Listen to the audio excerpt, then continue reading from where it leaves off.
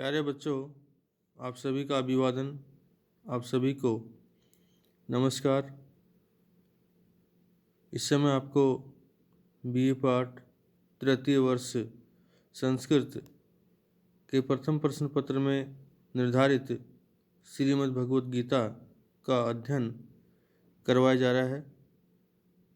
और जैसा कि आपको बताया जा चुका है कि श्रीमद् भगवद गीता के 3 अध्याय अर्थात द्वितीय, तृतीय और चतुर्थ अध्याय जो हैं वो आपके पाठ्यक्रम में निर्धारित हैं, तो लगाए गए हैं। और हम इस समय दूसरे अध्याय का अध्ययन कर रहे हैं और दूसरे अध्याय के अभी तक 23 श्लोकों का अध्ययन आपको करवाया जा चुका है। आज 23वें श्लोक के उपरांत 24वें श्लोक का हम अध्ययन करेंगे। तो 24वां श्लोक हम सभी के सामने इस रूप में आता है कि अच्छेद्यो अयम ऐदाह्यो अयम ऐक्लेद्यो ऐसोस्य एव च नित्य सर्वगत स्थाणुरचलो अयम सनातन है।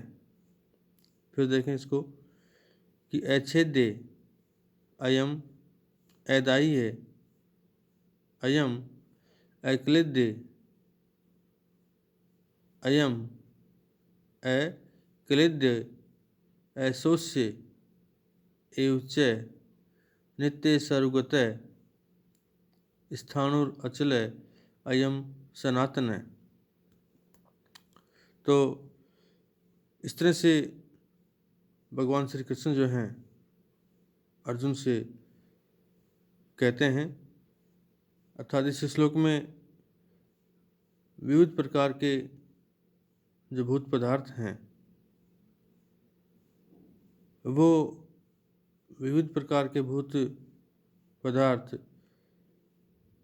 इस अजर अमर आत्मा पर अपना प्रभाव डालने में असमर्थ रहते हैं। और क्यों रहते हैं असमर्थ, इसका कारण जो है बतलाते हुए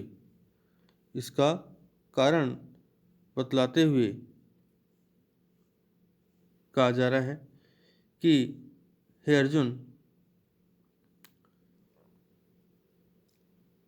अयम ये आत्मा अछेद्य न काटने योग्य है, अछेद्य काटने योग्य नहीं है, अछेद्य न काटने योग्य और ऐदाह्य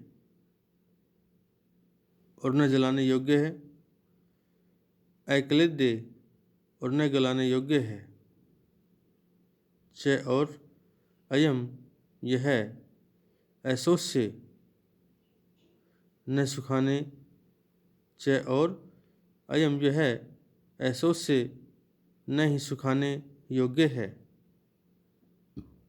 एवं इस प्रकार किंतु हे अर्जुन, एवं इस प्रकार अयम यह आत्मा नित्य है, सर्वगत सर्वव्यापी है, स्थाणु और अचल है, स्थाणु अचल है अर्थात स्थिर रहने वाली है,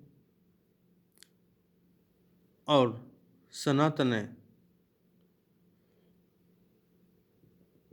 है कि यह सनातन है अर्थात सदा रहने वाली है। तो इस तरह से इस श्लोक के अंतर्गत आत्मा के ऊपर जितने भी भूत पदार्थ हैं आपके, वो अपना प्रभाव डालने में असमर्थ रहते हैं, यही इसमें बतलाया गया। फिर देखें कि हे अर्जुन, अयम यह आत्मा अच्छेद्य न काटने योग्य, अदाह्य और न जलाने योग्य, अक्लेद्य और न गलाने योग्य, च और अयम यह आत्मा ऐसोस्य न सुखाने योग्य, और अयम इस प्रकार एवं इस प्रकार अयम यह नित्य नित्य है, सर्वगत और सर्वव्यापी है, स्थाणु स्थिर रहने वाली है, अचल अचल अचल अचल और सनातन सदा रहने वाली है। फिर इस पर कोई अपना प्रभाव अर्थात कोई भी भूत पदार्थ अपना जो प्रभाव है वह कैसे डालें अथवा कैसे डाल सकते हैं। तो इस प्रकार इस श्लोक के अंतर्गत आत्मा की इस प्रकार जो है इस श्लोक के अंतर्गत आत्मा की अमरता निषेधात्मक तथा स्वीकारात्मक शब्दों के द्वारा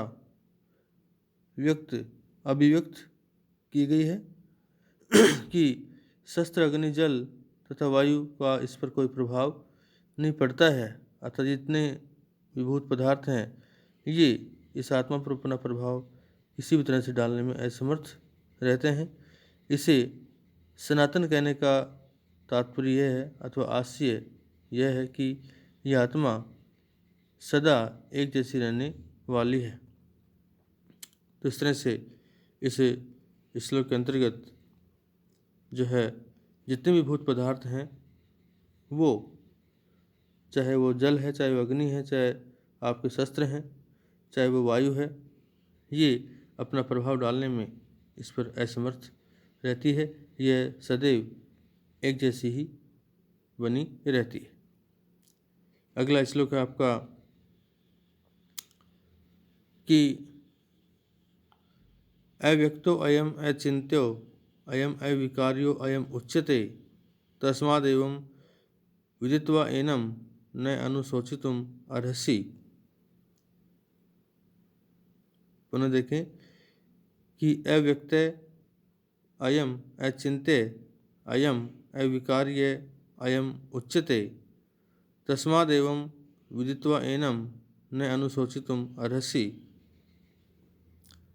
कि इस श्लोक के अंतर्गत भगवान श्री कृष्ण जो है अर्जुन को ये कहते हैं, अर्थात उसको शोक न करने का संदेश देते हुए या उपदेश देते हुए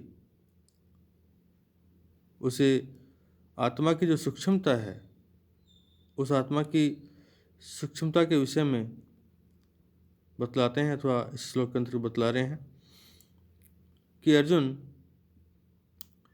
अयम ये आत्मा अव्यक्त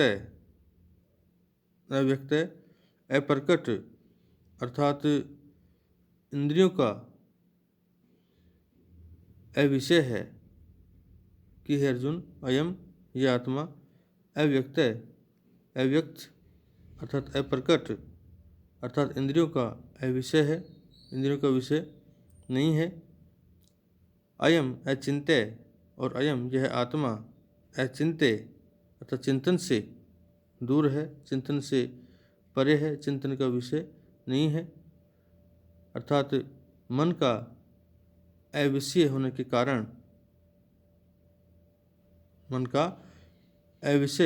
के कारण अयम यह आत्मा अविकार्य विकार रहित जो है उच्चते कही जाती है। तस्मात् इसीलिए हे अर्जुन एनम इस आत्मा को तुम जो है एवं इस प्रकार की विदित्वा जानकर और अनुशोचितुम शोक करने के लिए न अर्हसि योग्य नहीं हो। पुनः देखें कि अर्जुन अयम यह आत्मा अव्यक्त अप्रकट अर्थात इंद्रियों का अविषय है, अयम अचिन्त्य और यह चिंतन से परे है, दूर है, अर्थात रहित है। ये चिंतन का विषय नहीं है। और अयम यह अविकार्य, और अयम यह अविकार्य अर्थात किसी भी तरह के विकार आदि से रहित कही जाती है, विकार आदि से रहित उच्चते कही जाती है। तस्मात् इसलिए हे अर्जुन, तुम जो है एनम इस आत्मा को एवं इस प्रकार की विदित्वा जान कर के, इस आत्मा को ऐसा जान कर के, और तुम अनुशोचितुम इसके विषय में शोक करने के लिए अरसी न या न अरसी योग्य नहीं हो। तो इस तरह से भगवान श्री कृष्ण ने इस श्लोक के अंतर्गत अर्जुन को आत्मा के विषय में शोक न करने का उपदेश देते हुए कि आपको किसी भी तरह से इस आत्मा के विषय में शोक नहीं करना चाहिए, या शोक करने के योग्य आप नहीं हो, क्योंकि यह आत्मा अति सूक्ष्म है। जो वस्तु मन इंद्रिय का विषय होती है, जो वस्तु मन इंद्रिय आदि का विषय होती है, वही विकारी होती है। परंतु अपनी सूक्ष्मता के कारण जब यह आत्मा मन इंद्रिय का विषय ही नहीं है, तब यह विकारी, और फिर इसको मरने और मारने का प्रश्न ही उत्पन्न नहीं होता है। आत्मा को अविकार्य, विकार आदि से रहित कहकर अव्यक्त प्रकृति से उसकी विलक्षणता का भगवान श्री कृष्ण ने इस श्लोक के अंतर्गत प्रतिपादन किया है। यह आत्मा को अविकार्य कहकर, विकार आदि से रहित कहकर, और अव्यक्त जो प्रकृति है, उस अव्यक्त प्रकृति से उसकी विलक्षणता का प्रतिपादन किया है। तो इस तरह से आज इस कालांश में हमने 24वें और 25वें 2 श्लोकों का अध्ययन किया। अगले कालांश में हम 26वें श्लोक का अध्ययन करेंगे। मैं एक बात पुनः आपसे कहना चाहूँगा कि जिन श्लोकों का अध्ययन आपको करवाया जा रहा है, उनमें किसी भी तरह की आपको कोई समस्या हो, कोई बात समझ में आपके दी नहीं आ रही हो, तो निसंकोच आप अपने विचार मुझ तक भेज सकते हैं। आप जो है अपने आपके जो ग्रुप बनाए हुए हैं उस पर लिखकर भेज सकते हैं। आप पूछ भी सकते हैं। तो इस तरह से आप कोई भी किसी भी तरह की आपकी समस्या हो पढ़ाई से संबंधित, आप निसंकोच पूछें। आपको उसके बारे में उसका समाधान, आपकी समस्या का जो समाधान वो अवश्य किया जाएगा।